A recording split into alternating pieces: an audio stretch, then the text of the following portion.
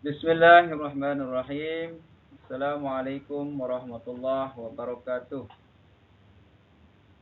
Selamat pagi anak-anak semua. Hari ini kita akan sama-sama mempelajari sejarah kebudayaan Islam. MTS kelas 7 semester Gasal. Namun sebelumnya Bapak akan memperkenalkan diri sebagai pengampu mata pelajaran sejarah kebudayaan Islam di MTS Hizbul Watan. Nama saya adalah Nurman SPDI. Anak-anak sekalian, selanjutnya kita akan bahas tentang sejarah kebudayaan Islam. Yaitu bab 1 tentang dakwah Nabi Muhammad sallallahu alaihi wasallam periode Mekah.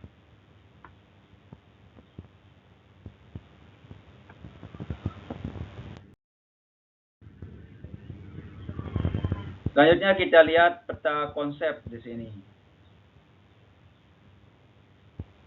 Yaitu dakwah Nabi Muhammad sallallahu alaihi wasallam periode Mekah. Yang pertama di sini bagaimana pola dakwah Nabi Muhammad sallallahu alaihi wasallam periode Mekah. Yang selanjutnya penindasan orang-orang kafir Quraisy Mekah terhadap Nabi Muhammad sallallahu alaihi wasallam dan para sahabat beliau. Selanjutnya meneladani perjuangan baginda Nabi Muhammad sallallahu alaihi wasallam dan para sahabat dalam menghadapi masyarakat Mekah. Selanjutnya mengambil ibrah dari misi Nabi Muhammad sallallahu alaihi wasallam sebagai rahmat bagi alam semesta, pembawa kedamaian dan kemajuan masyarakat. Yang terakhir adalah hakikat misi dakwah Nabi Muhammad sallallahu alaihi wasallam.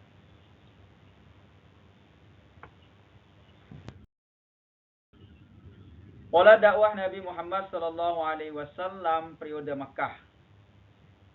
Ya, kita lihat sejarah singkat daripada baginda Nabi Muhammad sallallahu alaihi wasallam sebelum beliau menjadi seorang rasul. Diperhatikan ya anak-anak. Nabi Muhammad sallallahu alaihi wasallam dilahirkan pada hari Senin, tanggal 12 Rabiul Awal, yaitu pada tahun Gajah. Bapaknya bernama Abdullah bin Abdul Muttalib bin Kilab bin Murrah. Sedangkan ibunya bernama Aminah binti Wahab bin Abdul Manaf bin Zuhrah bin Kilab bin Murrah. Abdullah meninggal di Yasrib. Jadi Abdullah, ayah daripada baginda Nabi sallallahu alaihi wasallam, beliau wafat di Yasrib saat Nabi Muhammad sallallahu alaihi wasallam masih dalam kandungan ibunya. Siti Sipa, ibu daripada Abdurrahman bin Auf, yang membantu proses lahirnya baginda Nabi sallallahu alaihi wasallam. Bani Hasim menyambut senang lahirnya Nabi Muhammad sallallahu alaihi wasallam. Abdul Muttalib, kakek daripada Nabi Muhammad sallallahu alaihi wasallam, yang memberi nama Muhammad dan beliau yang menghitannya.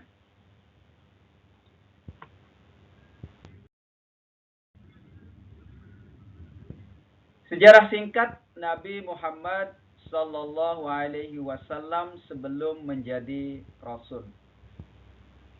Kita lihat sejarah singkatnya. Selanjutnya adalah Siti Halimah mengasuh Nabi sallallahu alaihi wasallam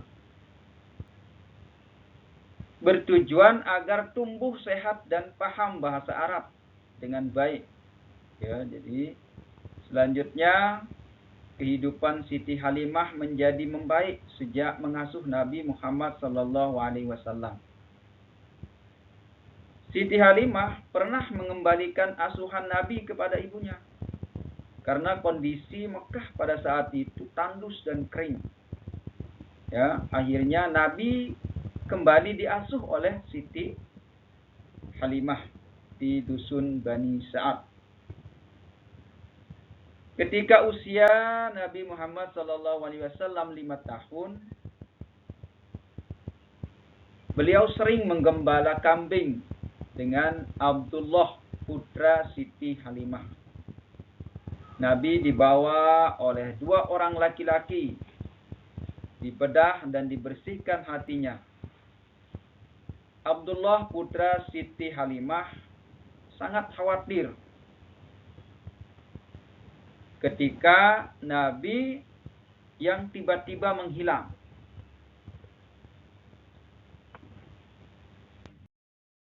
Selanjutnya, pola dakwah Nabi Muhammad SAW periode Mekah. Sejarah singkat Nabi Muhammad SAW sebelum menjadi Rasul. Nabi Muhammad SAW diasuh oleh pamannya yaitu Abu Talib saat berusia 12 tahun. Nabi Muhammad SAW mengikuti Abu Talib berdagang ke Syam. Bukhairah, seorang pendeta, melihat tanda-tanda kenabian pada Muhammad dan memintanya agar tidak melanjutkan perjalanannya ke Syam. Nabi Muhammad terkenal memiliki sifat jujur, sehingga Siti Khadijah percaya untuk menitipkan barang dagangannya kepada Muhammad. Nabi kembali ke Syam untuk menjual barang dagangan Siti Khadijah, ditemani Maisarah, asisten Siti Khadijah. Maisarah menceritakan kejujuran dan strategi dagang Nabi Muhammad SAW yang unik dan jujur, sehingga meraup keuntungan yang besar. Siti Khadijah akhirnya jatuh hati dan menikah dengan Nabi Muhammad sallallahu alaihi wasallam. Nabi Muhammad sallallahu alaihi wasallam diangkat sebagai rasul. Nabi Muhammad sallallahu alaihi wasallam sering menyendiri, memikirkan cara meluruskan kaumnya yang gemar melakukan dosa. Nabi Muhammad sallallahu alaihi wasallam mengasingkan diri di dalam gua Hira selama berhari-hari untuk menenangkan diri. Setelah 6 bulan berhalwat, akhirnya Nabi Muhammad SAW menerima wahyu yang pertama, yaitu surah Al-Alaq ayat 1-5. Saat menerima wahyu, Nabi Muhammad SAW diangkat menjadi Nabi dan Rasul. Diangkatnya Nabi Muhammad SAW menjadi seorang Nabi dan Rasul menjadi awal perubahan peradaban umat Islam.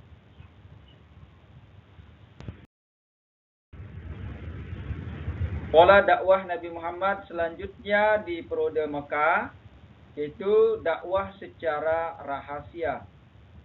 Setelah Nabi menerima wahyu yang kedua yaitu surah Al-Muddatsir ayat 1-7, Nabi mulai berdakwah dengan sembunyi-sembunyi atau rahasia. Pola dakwah secara rahasia atau sembunyi-sembunyi sesuai dengan bimbingan Allah, yaitu pada surah Asy-Syu'ara ayat 214. Nabi berdakwah dengan pola rahasia atau sembunyi-sembunyi selama 3 tahun.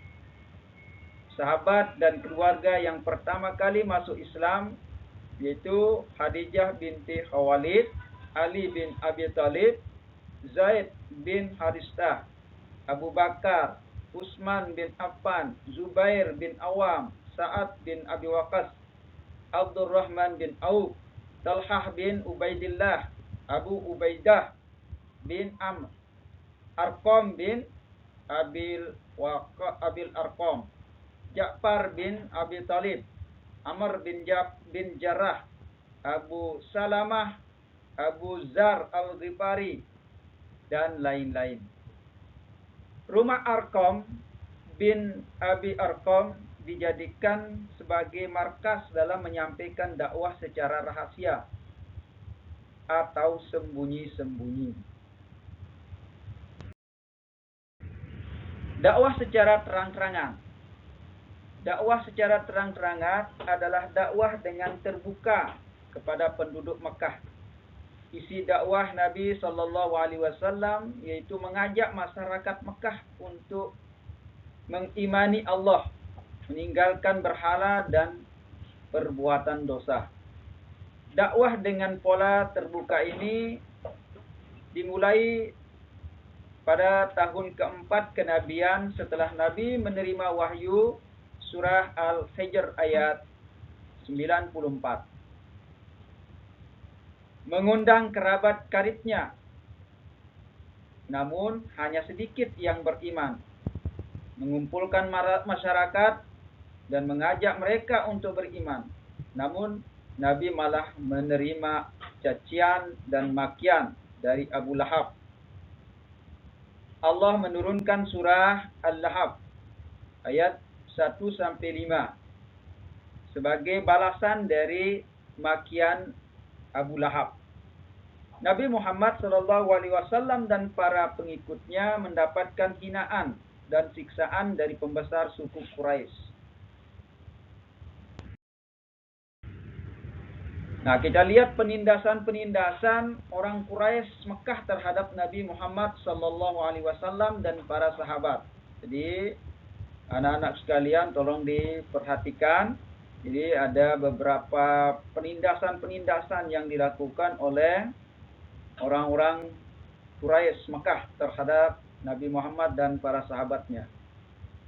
Yang pertama, penyebaran Islam yang semakin berkembang menimbulkan penindasan, penyiksaan, dan kekejaman terhadap Nabi dan para sahabat oleh kaum kafir Quraisy. Kaum yang pertama mendapatkan intimidasi dan penganiayaan dari kafir Quraisy adalah kaum lemah. Sahabat Nabi yang menerima penganiayaan adalah Bilal bin Rabah, Amir bin Ukhairah, Zuhairah, Ummu Ubais, An-Nahdiyah, Amir bin Mu'mil, dan Ammar bin Yasir, beserta kedua orang tua yang meninggal dalam mempertahankan iman dan Islam. Keluarga besar Nabi yaitu Bani Hasim dan Bani Muttalib pun mendapatkan intimidasi dari orang-orang kafir Quraisy. Orang-orang kafir Quraisy memboikot dan memblokade kaum muslimin secara ekonomi dan sosial.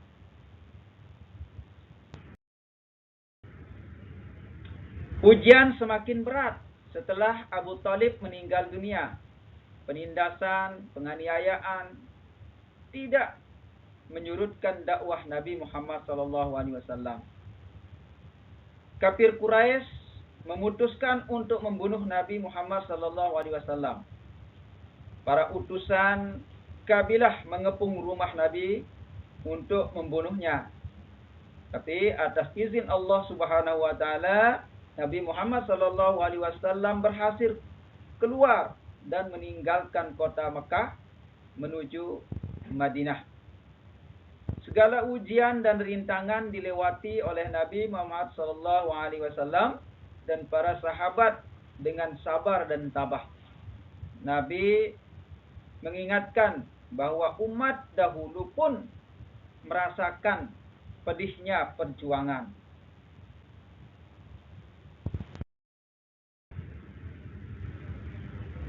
Hakikat misi dakwah Nabi Muhammad SAW sebagai rahmatan bagi alam semesta. Nabi Muhammad SAW diutus untuk menyempurnakan akhlak masyarakat Arab, khususnya dan umumnya seluruh manusia dari kesesatan. Hanya dalam tempo 23 tahun atas bimbingan Allah Subhanahu wa taala, Nabi Muhammad SAW membawa rahmat atau kebaikan-kebaikan bagi dunia ini.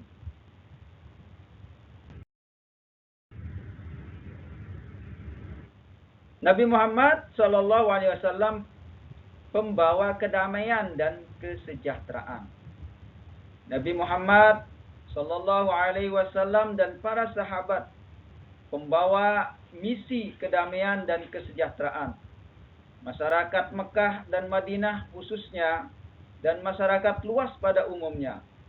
Setelah Nabi Muhammad SAW dan para sahabat menguasai Mekah, mereka mengampuni segala kesalahan masyarakat Mekah yang akhirnya masuk Islam.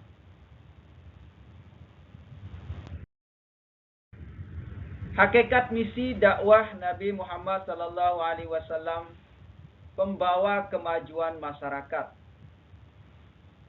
Nabi Muhammad SAW diutus kepada umat manusia, khususnya bangsa Arab waktu itu, dengan kekuatan wahyu Al-Quran sebagai petunjuk untuk kemajuan masyarakat. Nabi Muhammad SAW berhasil mengubah penduduk Mekah merubah penduduk Mekah dan Madinah serta seluruh alam menuju perubahan positif dan berakhlakul karimah. Perubahan di Arab dimulai dari perubahan keyakinan, kebiasaan buruk, sistem perdagangan yang curang, penindasan kaum lemah ke arah beradab dan berpikir maju. Pada masa Khulafaur Rasyidin, Islam menjelma menjadi kekuatan yang disegani.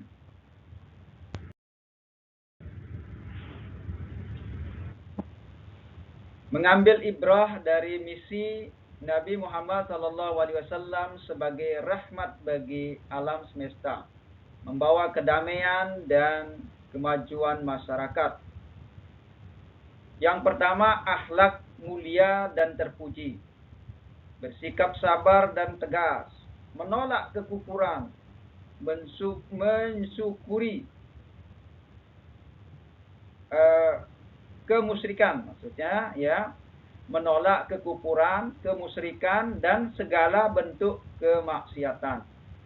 Gemar melakukan perbuatan yang bermanfaat, mencintai persaudaraan dan menghindari permusuhan, mencintai ilmu pengetahuan, meneladani perjuangan Nabi Muhammad SAW dan para sahabat dalam menghadapi masyarakat Makkah. Nabi Muhammad SAW melakukan misi dakwah pada 2 periode. Periode Makkah yaitu selama 13 tahun dan periode Madinah selama 10 tahun. Isi pokok dakwah periode Makkah adalah menyeru manusia untuk menyembah Allah Subhanahu wa taala, selalu meminta pertolongan hanya kepada Allah Subhanahu wa taala semata-mata. Percaya kepada seruan Nabi dan Rasul Allah Subhanahu wa taala. Mengikuti dan mengikutinya karena perkataan dan tindakannya adalah wahyu dari Allah Subhanahu wa taala. Meneladani perjuangan Nabi Muhammad SAW dan para sahabat dalam menghadapi masyarakat Mekah. Yang pertama, memiliki akidah atau keyakinan yang kuat bersikap tegas, menolak kekufuran, kemusyrikan dan kemaksiatan, sabar dalam menghadapi ujian dan cobaan, memiliki rasa tanggung jawab, tegas atau amanah.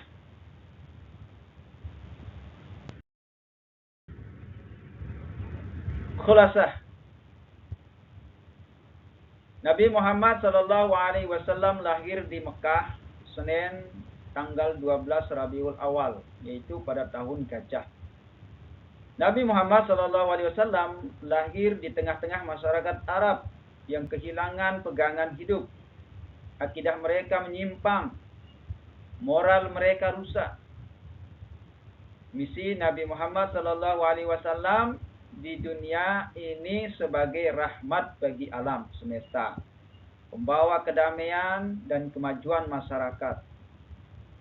Misi utama Nabi Muhammad sallallahu alaihi wasallam di Mekah adalah meluruskan akidah agar manusia hanya menyembah kepada Allah Subhanahu wa taala, meminta pertolongan hanya kepada Allah dan meyakinkan mereka bahwa dirinya benar-benar adalah nabi dan rasul Allah Subhanahu wa taala. Awalnya Nabi melakukan dakwah dengan sembunyi-sembunyi selama 3 tahun.